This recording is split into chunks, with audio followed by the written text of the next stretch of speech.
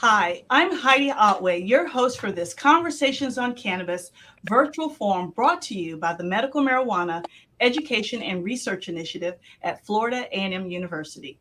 In this conversation, we're talking about cannabis and sports, and we have a great panel of guests who will give us insight on this topic. Our first guest is Dr. Jeff Conan, who has more than 30 years of experience as a clinician, both as an athletic trainer and a physical therapist. He's now leading research on cannabis use in sports at Florida International University. Dr. Conan, tell us more about yourself. Hey, good afternoon. Thank you for having me. It's a pleasure to be here, and especially to join Jolene and Eugene in this really important topic. Basically, I've been involved with sports medicine all my life, and I probably could have never predicted, like most of us, we have a story how we got here. And a couple of years ago, I was working with some clinicians and talking about concussion and the topic about, where does cannabis or CBD or THC fit in with the symptoms that are associated with concussion. And to be honest with you, I had absolutely no idea. And I don't like not being able to answer a question. So I took it upon myself to learn more about it. The more I looked it up, the more I became really fascinated and said, we need to be talking about this. And I decided that within my space of an industry, let's lead the charge and let's bring this topic to where it belongs, both education and research. All right, well, we'll be talking more about that. I'd like to introduce our next guest, Eugene Monroe, who's a former NFL player who is now an entrepreneur, philanthropist, and advocate for medical marijuana use in sports. Eugene, we're glad to have you today. Tell us more about your work. You're on mute. Can't hear you. Apologies. Thanks for having me today. Definitely appreciate you inviting me to your platform here. Eugene Monroe. I'm from New Jersey originally, currently a Maryland resident. My background is in athletics. I was an athlete and played football and was drafted in the first round to the Jaguars and traded to the Ravens, where I ended my career. And really that career is how I found cannabis. I was injured and finding myself having surgery every year.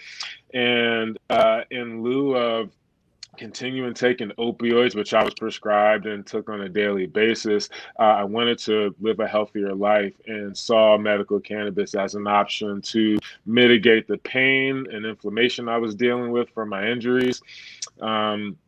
And on the entrepreneur side, you can't really search for cannabis without seeing the business opportunity. And I thought it'd be an incredible way to create access for this plant that was benefiting me to the masses. So I got involved.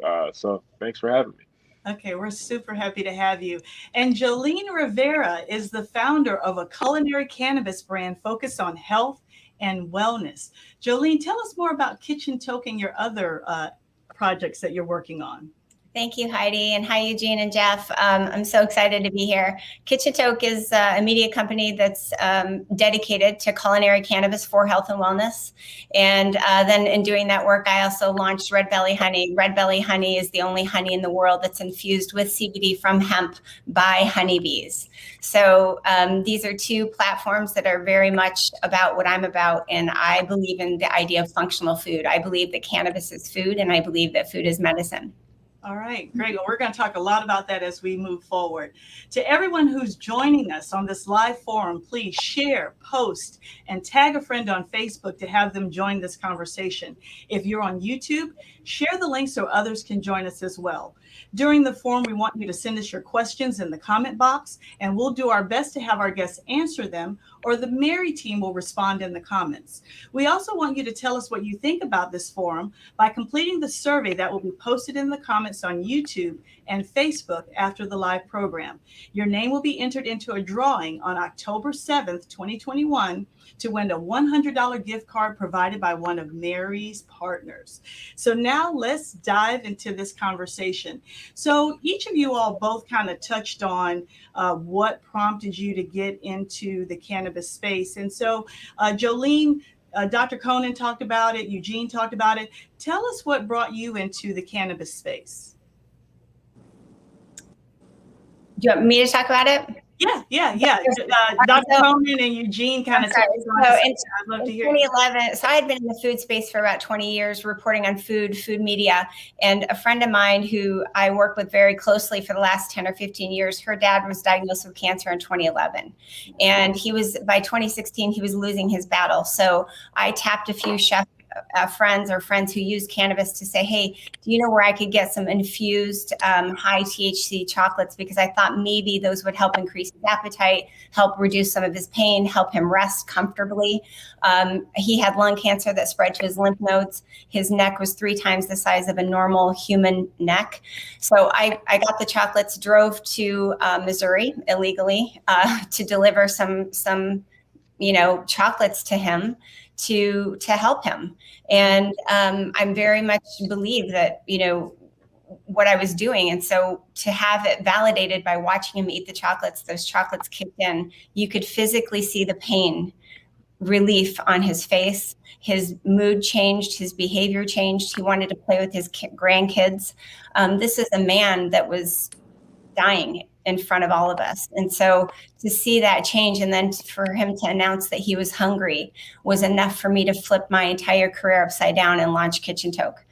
He passed away a couple weeks after that visit, but every day we talk about still that I was able to help this person have one good day before he lost his battle with cancer. So Kitchen Toke really set out to inform people so that maybe I could help one other person have one good day.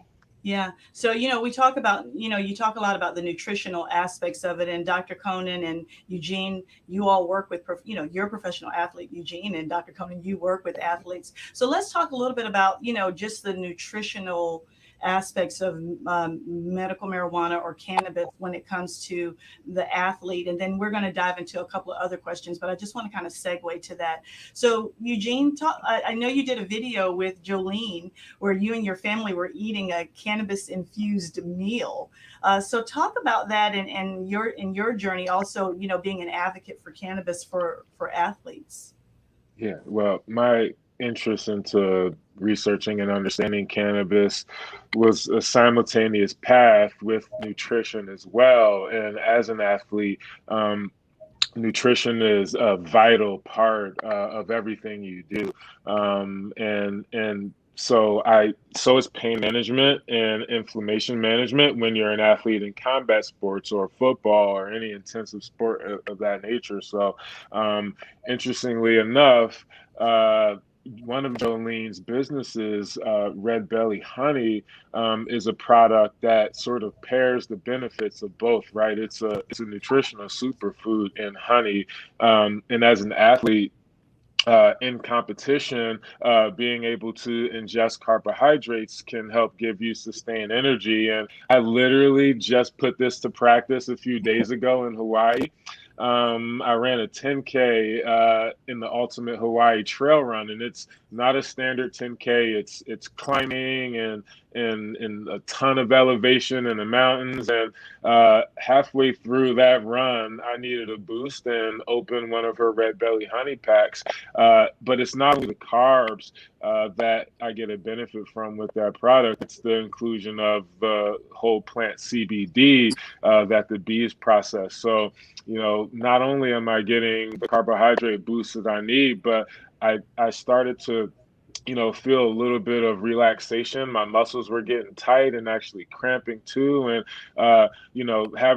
having access to CBD that can help relieve that muscle pain, that can help reduce that inflammation that I was actively increasing as I was running further and further.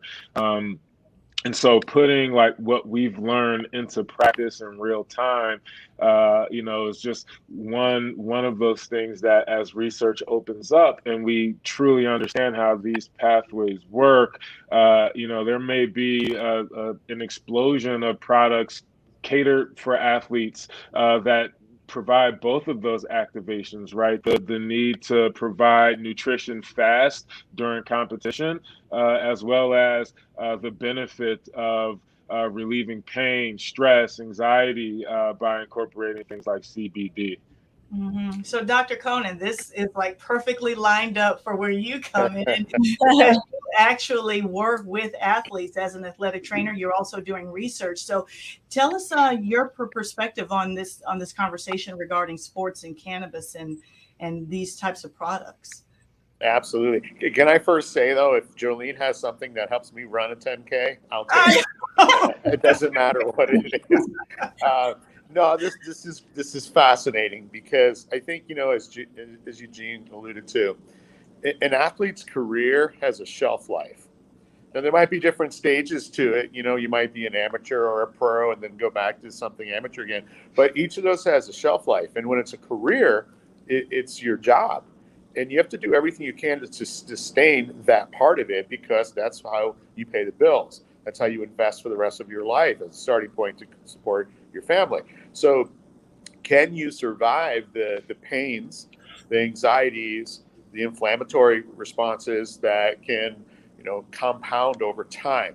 And to have something that's out there that potentially can do that. And, what's really amazing is cannabis plant's not a magic plant. The magic part's actually in the body. It's ironic because it's one of the endocannabinoid system is essentially one of the only systems that has receptors everywhere in the body. And that's a part of the education piece because the naysayers say, well, how can this just help with everything? Nothing can help with everything. And there's some truth to that. But what happens is that parts of that plant bind throughout different parts of your body. And that's why it has that sort of magic effect, if you will, ranging in so many different conditions that it can manage. And so, yes, the more we can regulate this, the more we can study and show where it benefits the most, and particularly tying together what Jolene and Eugene are talking about from a nutritional perspective, as we can develop products that have what we call a liver bypass, meaning it can get to the target tissue faster, doesn't have to go through a digestive system and take hours. That describes what an athlete needs. I need it now. I need it today. I need it soon. I need it, at halftime. And so how can we find products? It could be topicals. It could be ingestibles. But what is it that we could do to lead the future in this area? We know we have so much anecdotal evidence, right? I call Eugene and others an N of one. And what that means is when we do scientific studies, we like to have large numbers and the numbers equals the N. So we say, we just did a study and we had 300 people. Well, we're not able to do those well yet because of the restrictions. Right. But what we have is we have a lot of studies of one. We have people like Eugene all over the place that are saying, this works. I don't need the research. And the coolest thing that I'll add to this is a lot of times we're taught, do what the science says and then we can apply it. But really in athletics, we're doing things every day to put an athlete back on the field that doesn't have science supported yet, but it works. Mm-hmm. And I don't really know how it works sometimes, but it works. And Eugene doesn't care how it works. If I can put him back on a field pain free and increase his performance. So I want to ask all of you all, what kind of questions are you all getting from athletes who are interested in using cannabis as a treatment for themselves? And just to kind of set the stage, we're based in Florida, and in Florida, medical marijuana use is legal if you have a qualifying condition, but adult use recreational is not.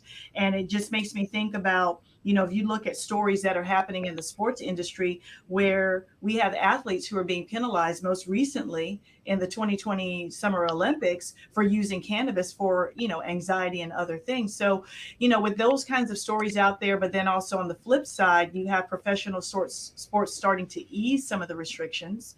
What are athletes asking about, and what are you all hearing? So let me start with you, Eugene, because you're heavily involved in that space and you have a foundation with fellow athletes around cannabis. So tell us about that. What are they asking? Absolutely. Athletes are super curious.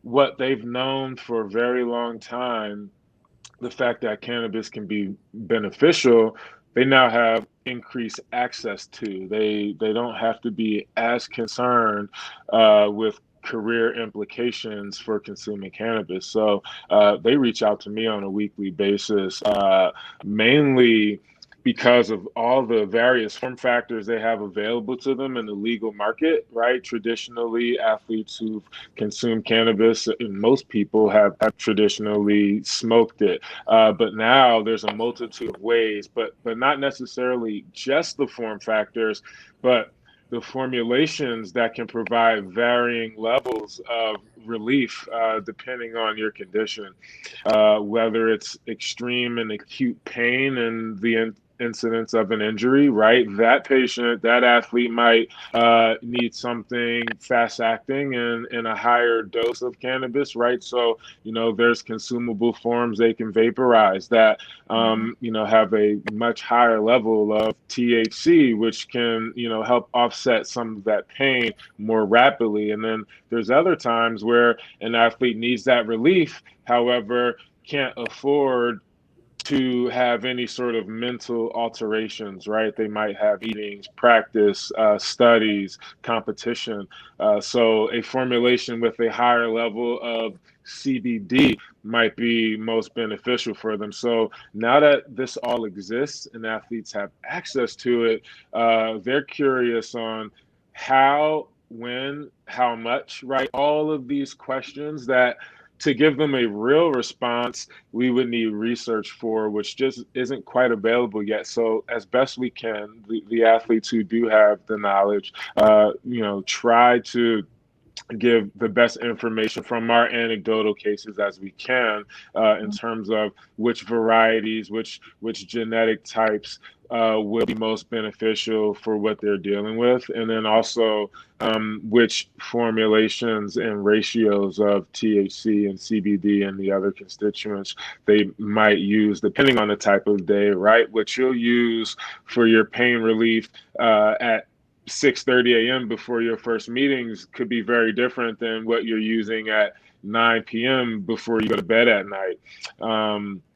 And everything in between. So, the athletes are asking all the right questions, and a lot of this information is available online. However, the correct sources to find that information, they're very few and far in between. So, fortunately, myself and some other athletes who've been ahead of this new wave of medicine that's available, have been very helpful with just enlightening them on our experiences, because again, it's all experiential until we can research this and provide some real data points to understand exactly how to use these products. But again, since the sort of political environment has shifted in athletics, it's actually encouraging that athletes are seeking information on cannabis and not just going and using it blindly,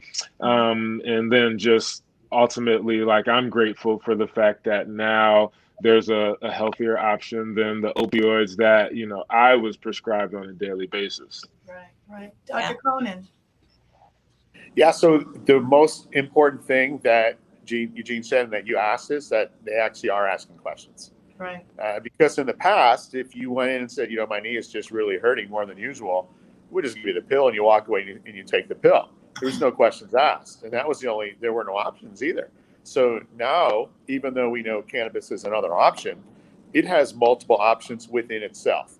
So I would echo everything that Eugene just said. And the other thing I'll ask about is depending where the athlete's from, right, as to whether or not they're still being drug tested and what's the sensitivity level. Because, particularly actually, I'll look at women's sports where they're not making as much financially and they might still hold part-time jobs on the side. They could do everything, including driving a truck for a company that doesn't have protection from cannabis laws as a federal employee. And so they have to be careful. Now they have to balance both sides of it. Also, I can look at Paralympic athletes. These are individuals, not only are they performing at an Olympic level, but they're in a wheelchair the rest of the day. They're still having to get around and lift their kids and do everything else, which in general is a task all day long. And so they have overuse conditions and they have pain. And now they're sitting in a situation where, how do I balance the risk of putting something in my body that could test positive with just getting through every day? And so it's not about performance there even. It's about just being a person in addition to being an athlete. And so I really think that to me, it's critical, and it's exciting that people are asking questions and they want to be educated. And that not only gives us the opportunity to educate the athletes from a healthcare perspective, it in fact forces us to, and it puts the burden on us to have that. And why that's important to me is, and what I do in the past, if someone like Eugene came to me and said, "Hey, can I take this?" My answer was easy. No, it'll test positive, so you can't take it. And whatever you put in your body is your fault. I didn't tell you to. But now you can. And so I have an obligation. I can't say no. I'm your trusted healthcare guy. And I can't say I don't know unless I can say I know who will know, and I'm going to put you in touch with that person. But in history and athletics, the athletic trainer is that go-to person where the athlete trusts and asks all the questions about their injuries. And so we have an obligation to educate ourselves so that we can answer the questions that the athletes have. All right, Jolene, you want to weigh in on that? Yeah, I mean, Eugene and Dr. Conan said a couple of things. I think what we need to remember is what Dr. Conan just said too. We're all just people. Even outside of our athletic life, we have to live. And one of the reasons I loved, being able to film Eugene is that, they are extreme examples. The reason I got started was a cancer patient, Eugene coming out of the NFL. Those are extreme examples. And if it can help these people and these extreme examples, what can it do for the everyday person sitting at their desk? So that's one. And then if, as an athlete, most of the questions that I get are, how can it help me? And so when you think about even Sha'Carri Richardson, who you mentioned earlier, cannabis helps inflammation, recovery, and mindset. Those three things are really important to athletes. It will help you heal. It will fight off inflammation. It will help you sleep. Recovery and healing and fighting off inflammation is incredible. And we all know as an athlete, you have to focus. And cannabis can help you focus. So you can't talk about your whole health unless you're talking about your mental health. And I think that's really evident in most athletes performing on a daily basis. And obviously, who you mentioned earlier, Sha'Carri Richardson with the Olympics. Mindset is everything. And in the middle of a pandemic right now, there's a lot of anxiety happening. And I think this is another way that cannabis can help. Okay, we have some questions that are coming in from the folks who are watching on YouTube and Facebook. So let's go to this one from Mahogany Review. It says, since cannabis rights are only exercised in the state in which it was authorized, how will this affect players under the influence of cannabis outside of their state? So Dr. Conan, I think you touched on this a little bit. You want to take a stab at this one? Sure. This is one of the areas where we are really trying to be leaders as advocates, and that's standardization of the laws from state to state. And not only that, but from country to country, because higher level athletes are leaving the U.S. and performing in Canada with competitions and elsewhere all across the world. And so it's really, really difficult to train one way. And then, for example, this past year, you could represent one country and use cannabis regularly as part of your training regimen. And then you go to Tokyo and you're not allowed to bring CBD in your possession. And so the biggest event of your life, you're unable to perform. So it's really, really important that we help lead the cause of education to the legislatures, to the policymakers, so that they understand this. Right now, it's a gray area in terms of reciprocity. In other words, if I have a medical cannabis license in Florida, can I use that in another state? Some states have some reciprocity laws, others don't. And then there's a question about whether those carry over because the conditions are different. So, for example, Florida technically has 10 qualifying conditions. The state of Connecticut has over 50. And so is the card the same in one state versus the other based on why you qualified? So there's a lot of uncertain answers relative to that. And I'll add one more to that from my perspective, and that is when I travel with a medical kit with a team, I can put inside that kit an inhaler for an athlete who needs it. I can travel with an EpiPen for an emergency that we might need for an athlete. So now the question is, well, do I hold that person's cannabis in my medical kit, or am I not allowed to hold their cannabis? And can they cross, when they go into the airport? It's really, really interesting. TSA will tell you that, well, we're not really worried about that. We're more concerned with terrorists and safety. But you can't stop them if they take it. You're not going to sit there and argue with them. They're taking it, and who knows where it goes from there. But there's a lot of gray areas here that really need some more clarification and definition. So Eugene, you travel all over the place. Tell us about your experience. Well, luckily, many places that I travel have cannabis available. And that is a tricky part. And as it relates to how legalization happens and the laws surrounding its consumption or its possession, there's a lot of work to do. Like Doc said, you can have cases where your employment can be put in jeopardy because of your consumption. And so certainly if you're traveling, it's not federally legal to travel with cannabis across state lines. However, if you have a prescription for Vica, then you can take it anywhere, right? So there's a lot of things as access is opened up in each state. Some of these issues remain at large. And so, New Jersey is one state who, along with their legalization, created a safe haven essentially for employees who consume cannabis. We need to see action like that taken widespread, as well as the ability for medical patients who have their cards to travel with their medicine. Mm-hmm. Jolene, you do culinary events with food infused with cannabis all over the country. So talk about, your experiences. Well, I mean, we have to pay attention to the state laws, of course. There are a few things that there are some things that Kitchen Toke doesn't participate in, and that is we don't have culinary events where we sell tickets. That's not allowed anywhere. Oh, and so, if we're going to do culinary events, they're on a private basis only. So we've done private dinners at New York Fashion Week. We've done them for album releases. We did a CBD infused dinner for Bloomingdale's. We've done them we just came off of Aspen Food and Wine. We did infused bites for 4,500 people there. So we have to pay attention to the laws, even though, it's legal state by state. There are still laws or still rules within those, legalization laws that we have to pay attention to. So most of the events we do are private. Okay. Well, thank you all for sharing that. So we've been getting questions also from people who registered for the program.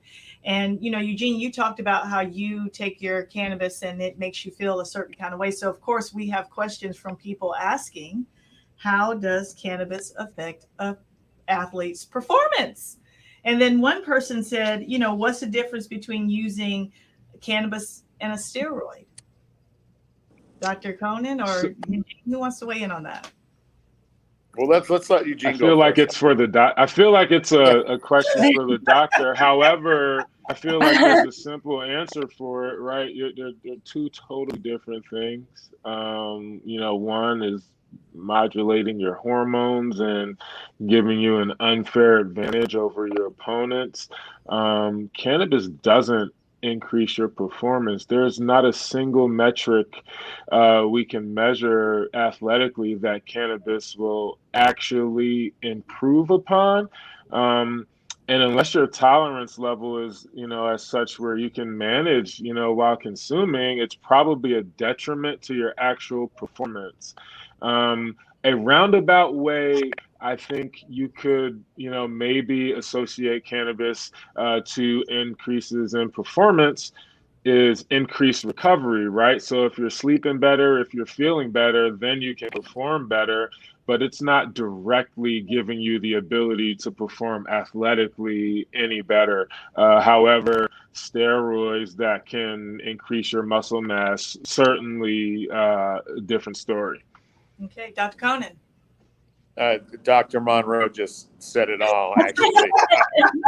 Yeah, I mean, when you're talking about steroids, steroid is the type of something you put on your body that creates an unfair advantage. It allows muscles to grow bigger than they should naturally, right? So therefore, you have the ability to produce more power and strength. So that's an unfair advantage. Cannabis, it comes out of a plant, and it's called a phytocannabinoid. But inside the body, you have what's called endocannabinoids. So similar functions already exist in your body. And the purpose of supplementing them with the phytocannabinoid is that you have a deficiency in your body. So you're not enhancing anything. You're actually bringing it back to where it should be. And you're removing the deficiency. And to me, the best way I know how to explain this is if there's a deficiency in your body and that's not helping to control your pain or your inflammation or your anxiety or your sleep, that is no different in using cannabis than it is if I were to apply a massage technique or any other modality that I use in sports medicine. I'm trying to bring your body back to its normal state, not to enhance your performance. But like Eugene said very nicely, if I can do those things, or if cannabis can do those things and bring you back to that balance, yes, you'll be able to perform better than you did when you were inhibited because of the pain. And so I agree. It's difficult to find supportive evidence. And in fact, all of the bodies, the NCAA, all the professional bodies, are out there on record stating that cannabis is not a performance enhancer. And that's the reason I asked the question, then why do we drug test? It doesn't make any sense to me. If it's not enhancing anything, your job as an oversight body is to keep an equal playing field for everybody. And so if you're on record saying cannabis doesn't make that field unfair, stop testing. And then we'll take care of that in-house and we'll deal with it as a medicine. And we'll work with people who need it or who maybe use it inappropriately. And that's healthcare. That has nothing to do with policy and regulation of drug testing. Haven't some of the professional sports organizations stopped the drug testing for cannabis? Yes, and so it's a kind of a blessing in disguise. And so they've become more lenient on policies. They've either stopped testing altogether, or they've reduced penalties, or they've increased the sensitivity of a positive test, which to me says, well, if you're going in that direction already, you're on record now saying we're starting to become a little bit more acceptable. But the challenge is, as they've done this, they've rolled the policy out without warning and preparation. And so education needs to accompany that, and it hasn't. So it's really important that when you say, hey, we're no longer going to test and you can use cannabis, well, we also need to tell people that here's how you use it. Here's where the resources are. Let's provide proper training for your medical personnel, and all that comes together. So that's why right now there are a lot of questions, and it's okay. Again, it's good that we're asking the questions. So what about opioids? I mean, Eugene, you referenced it earlier in your comments about, cannabis has helped you get off of these opioids. And we hear it all the time about athletes, former athletes, having to use, these potentially addictive products. So let's talk about that a little bit. Eugene, you want to touch on that? Yeah, I mean, some of the statistics in states that have legalized cannabis as it relates to the harm that opioids cause, the reduction has literally been the storyline that's helped propel legalization in other states, right? Because we're seeing that the introduction of cannabis allows people another option, and they either take less opioids or take no opioids at all. The end of November of last year, I had a shoulder surgery where my labrum, rotator cuff, and biceps tendon were all repaired, and I didn't take a single opioid after that surgery. I just consumed cannabis. In capsules that I made at home, right? So, it's not a hard plant to deal with. You can consume it in its raw form. You can use it to create exciting food items or boring food items like capsules that helped me recover from a shoulder surgery, and I didn't need any pharmaceutical drugs to manage the pain or inflammation. Cannabis helped relieve both of those. So just the fact that we have access to a plant medicine that can either reduce greatly the number of this harmful drug that people are prescribed every single day, or eliminate the need for it, right? In some extreme cases, there might be application for opioids, of course. But in addition, with cannabis or at least as an option on the table for an athlete or a patient, we keep seeing people become healthier and people take less opioids and less death in addiction to other drugs that were started from an opioid prescription. Just overall, it's been just increasing in positivity we're seeing as the access to cannabis opens up. Yeah. Dr. Conan. Yeah. Yes, just to quickly add to that, the bottom line is opioids are chemically addictive.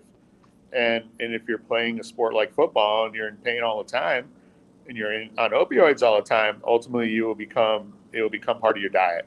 And that's what we've seen. And there's a lot of bad side effects. Whereas cannabis has not been shown to be chemically addictive. There are some evidence of people having social addiction to cannabis, but it's not chemically addictive, meaning it doesn't lead to harder drugs. And it's also not going to lead you to the fact where you have to rely on it all the time.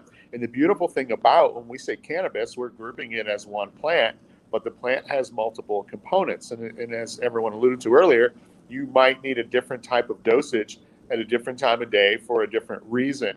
And I look at this, maybe this is a little far-fetched, but I think about when you go down the aisles of a drugstore and you see vitamins and you see the multivitamin. And to me, that's the whole cannabis plant. But then you keep going and you'll see vitamin A or vitamin C or vitamin D. And that's the CBD, CBG, CBN, things of that nature. And hopefully as science grows, we'll learn more specifics about each. We'll learn how to dose each for what our goals are. And patients will be educated just like they are when they go buy vitamins up and down the aisles. And I'd love to get to the point where we see what's called a cannabinoid profile. Just like we do blood work on you, and we can tell you, how your red blood cells and white blood cells are, and you need some more vitamin D in your body, for example. We can do these cannabinoid profiles, and so we can avoid endocannabinoid deficiencies. So now you find out, wow, I really need to boost my system because the endocannabinoids aren't working. So let's be more preventive in nature and handle this because I'm going to supplement specifically with what. Well, that goes to Jolene's role in nutrition. So Jolene, I think he set you up just perfectly to talk about. I think he did. I think medicine, right? I think they both did. Look, Dr. Conan touched on it a minute ago when you talk about the endocannabinoid system. Our bodies already generate our own cannabinoids. One of them is called anandamide. We can supplement that by eating plants, phytocannabinoids. Cannabis is a phytocannabinoid. Eat the plant. When you eat the plant, you're basically supplementing your body, just as he mentioned. And I'll go even further. I think that pretty soon we'll see raw cannabis fan leaves in the grocery store. There are places where you can buy them already. You can go to Soho House in Chicago and order a pizza and get cannabis leaves or hemp greens on your pizza. So when you think about just the five, the classic 5-leaf cannabis, those are called fan leaves. In those fan leaves, those plants, just the leaf, you won't be high from it, but it's rich in antioxidants and antibiotics. In fact, it has cannabinoids in there that are stronger in antioxidants than vitamins C and D. So eat the plant, and you don't have to be a chef. I take those fan leaves and throw them in my smoothie.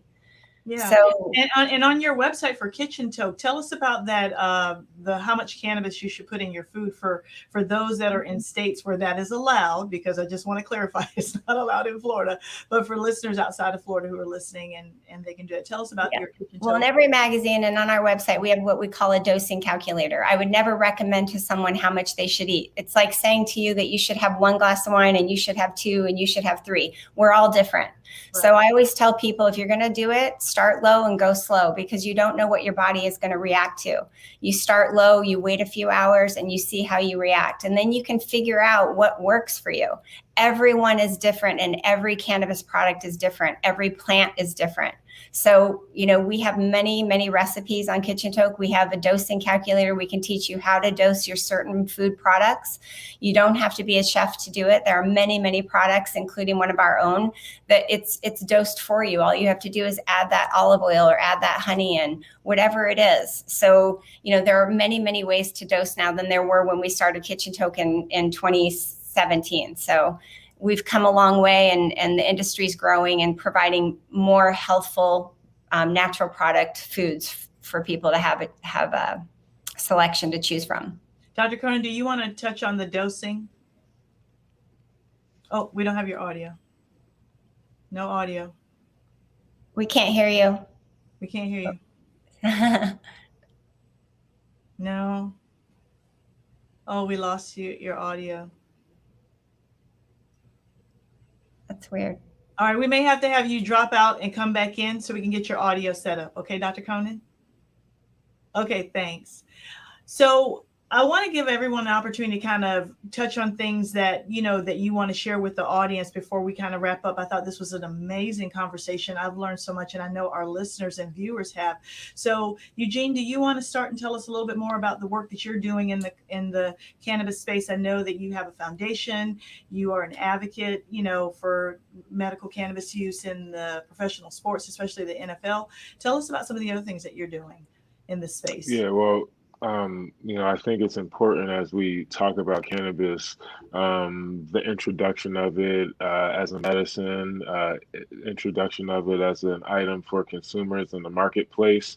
What's happening is as legal access is created through those pathways, the folk who actually created the industry at hand here are being left behind. There's still many people in prison for cannabis that would be free today with opportunity and with their families had the same laws that we enjoy now existed years ago. So with that, there's also the increasing economic opportunity with cannabis as access increases in each state. Someone has to cultivate the plant, and someone has to process it. Someone has to distribute it. Someone has to be the point of contact for consumers and patients. And everything in between, whether it's packaging that cannabis, designing brand language for the various products themselves. There's an entire economy that has been created. And so, what I'm doing now, I've created a business, Heart Community Capital, where we will invest in cannabis by way of looking for opportunities for people that have been traditionally disadvantaged and providing our resources to help them understand the landscape and to develop and build their businesses. And so that's exciting. The first project we have ongoing is in Boston.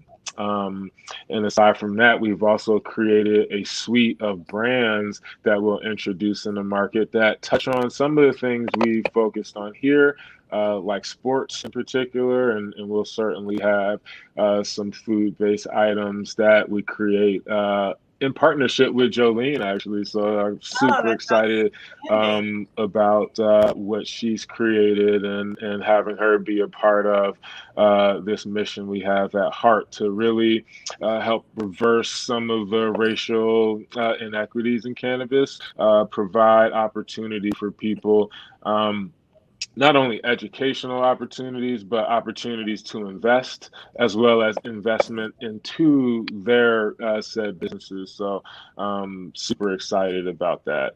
Thanks for letting me share. Oh, that's great. That's great. And we'll share in the comments the link to that program so folks can check it out. Jolene. Thank you. Yeah, well, you saw me big smile when he talks about Heart Community. I'm going to be honest, I'm excited about a lot of things that I've got going on, but that's probably one of the top things that I think about all the time, and thinking about getting people of color involved in the cannabis space and making sure that the playing field is level. And then, also giving back to our community, so I think, as a woman, as a female minority in the cannabis space, I can tell you this is probably one of the hardest things I've ever done. And I thought I had it, I thought I had it rough trying to get myself through college. That was nothing compared to this. So I'm really happy to be here. And for us, Kitchen Toke is going to continue reporting culinary cannabis for health and wellness. We're going to always report the latest news, what's relevant, chefs and the food industry who's doing relevant work. And then also, Red Belly Honey is my latest venture, I should say. It's my first consumer packaged good product, and I'm live from Philadelphia. We're at the Natural Products Expo East, and I'm talking to a lot of buyers and things, trying to normalize CBD infused food on the grocery store shelves. So Red Belly Honey is the only honey in the world that's infused by nature. So the honeybee with CBD from hemp. So it's a natural product good. It's brought together by nature. And so it's the perfect example of everything that I believe in. Well, thank you all both for sharing. The Florida A&M University Medical Marijuana Research and Education Initiative that's brought us this program. They actually get a lot of phone calls and emails and questions from people of color wanting to know how to get into the industry. And so you all have just shared some resources for them to consider. So thank you. Dr. Conan, hopefully we got your audio back. Can you hear me now? Yes, we can hear you. Right. So what we're doing right now is giving everyone a chance to kind of share some information that they didn't share in the early part of the program. And, we didn't touch a little bit on your work with the Florida International University program that you're the lead on. Can you talk a little bit about that and some of the work that you all are doing? I would love to. Thanks. Yeah, we recently launched what we call the Global Initiative for Cannabinoid Research and Education. And our goals are to partner with industry leaders in the cannabis space and test their products and identify efficacy on the products, as well as I think when I got cut off, I was going to start talking about dosage, which we have probably the least knowledge of anything in this area. And as we can better understand dosing, and like Jolene said earlier, not everybody's the same. So, is dosing related to how it gets in the system by way of its application? Is it related to the body weight of an individual? There's a lot of things that we want to learn more about so that we can better recommend what's appropriate for individuals. We are really excited that we have a number of doctoral students who are athletic trainers and actually from around the country. Many of them have professional jobs who have really expressed an interest in this area. And so they're collaborating with us. And then we're looking to, similar to what you all are doing at Florida A&M University, is expand the education. Because one of the things that I've learned is education is everything. And once I can educate somebody on some of the basics and remove the stigmas and the fallacies, they listen. And so that's a really big part of what I'm doing. In fact, it's important at our own university, before we can have studies approved, it's important to educate the people who are reviewing the studies that we're proposing, so they better understand what we're looking to do, and they just don't on the surface say, whoa, we can't study that here. And fortunately, like for you all, we've got some wonderful leaders at FIU, very understanding and receptive, and also see that the state of Florida is a leader in this industry right now. And I couldn't be happier to be in this state at the university I'm at because of that. It's provided some tremendous opportunity.